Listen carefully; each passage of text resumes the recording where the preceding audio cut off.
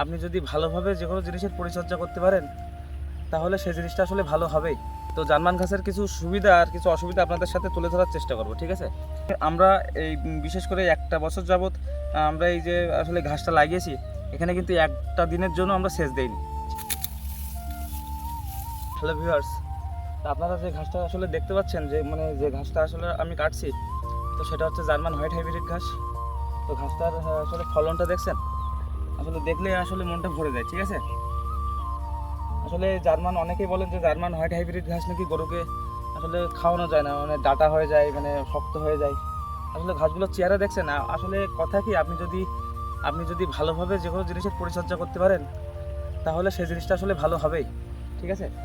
তো হ্যাঁ, আমাদের প্রথমবারে আমরা যখন আসলে নতুন ঘাস লাগাই তখন আমরা আসলে বুঝতে পারিনি যে আমাদের ঘাসগুলো দ্রুত বড় হয়ে যাবে এবং এই ঘাসগুলো অনেক শক্ত হয়ে যাবে। তো আমরা প্রথমবারে আমাদের ঘাসগুলো অনেক শক্ত হয়ে গিয়েছিল অবশ্য, কিন্তু এবার আমরা করিনি, ঠিক আছে? আমরা অনেক ছোটো থাকতে ঘাসগুলো কাটছি আর ঘাসগুলো অনেক দাঁড়িয়ে আছে। তো জার্মান ঘাসের কিছু সুবিধা আর কিছু অসুবিধা আপনাদের সাথে তুলে ধরার চেষ্টা করব, ঠিক আছে? তো জার্মান ঘাস আসলে পুষ্টিসম্পন্ন ঘাস, মানে বিশেষ করে গাভী গরুর জন্য। কারণ গাভী গরুতে এই ঘাসের ফলে, এই ঘাস খাওয়ানোর ফলে গাভী গরুর দুধ অনেকটাই বাড়ে। আর জার্মান ঘাসের সুবিধা হচ্ছে যে এই ঘাসের সবথেকে বড় কথা, আপনার খরচ তুলনামূলক অন্যান্য ঘাসের তুলনায় অর্ধেক, ঠিক আছে?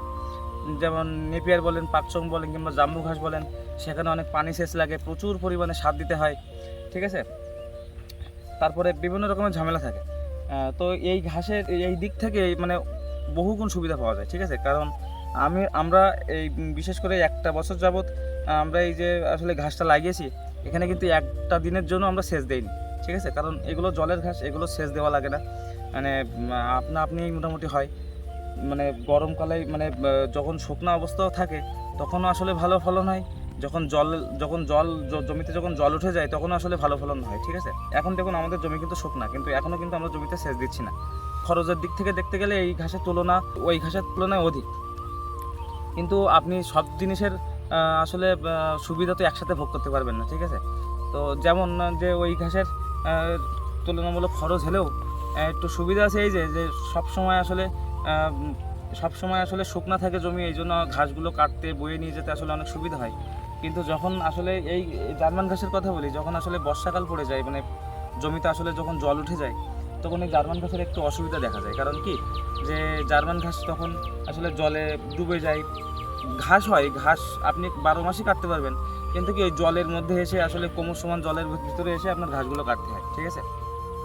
তো এই একটা সবথেকে বড় অসুবিধা। আর সবথেকে আর একটা অসুবিধা হলো পায়ে কাদা লাগে, মানে ভিজে স্যাঁতসেঁতে অবস্থা আসলে আপনার ঘাসগুলো সংগ্রহ করতে হয়, এই একটা অসুবিধা। তাছাড়া মানে অন্যান্য সব দিক যদি বিবেচনা করা হয় তাহলে জার্মান ঘাস নেপিয়ার কিংবা পাকচনের থেকে কোনো অংশের তুলনায় কম নয়, বরং ওদের থেকে আরও বেশি লাভবান, পুষ্টিমান এবং গরুর জন্য অধিক মানে গ্রহণযোগ্য একটা খাদ্য, ঠিক আছে? তো গরুগুলো আসলে এটা খুব ভালোভাবে খায়। তো দেখছেন ঘাসগুলো আসলে কীভাবে দাঁড়িয়ে আছে, আসলে দেখলেই ভালো লাগে। তো আপনারা যারা আসলে যাদের বাড়ির আশেপাশে আসলে আবাদ জমি পড়ে আছে, আসলে যে জমিগুলো আপনাদের আসলে কাজে লাগে না, কারণ বর্ষার সময় জল উঠে যায়, যে জমিগুলো আপনারা আসলে ব্যবহার করেন না, সেই জমিটা আসলে খালি ফেলে না রেখে এই জার্মান ঘাসটা চাষ করতে পারেন। সেখান থেকে আপনারা প্রচুর পরিমাণে জার্মান ঘাসের ফলন পেতে পারেন এবং আপনারা একটি সফল খামার গড়ে তুলতে পারেন এবং খুব কম খরচে আপনাদের খামারটা সফলভাবে গড়ে তুলতে পারেন, ঠিক আছে? তো এই ধরনের ভিডিও পেতে সবাই আমাদের চ্যানেলটিকে সাবস্ক্রাইব করে রাখবেন এবং ভিডিওটি ভালো লাগলে অবশ্যই লাইক, কমেন্ট এবং আপনাদের বন্ধুদের সাথে শেয়ার করতে ভুলবেন না। ধন্যবাদ।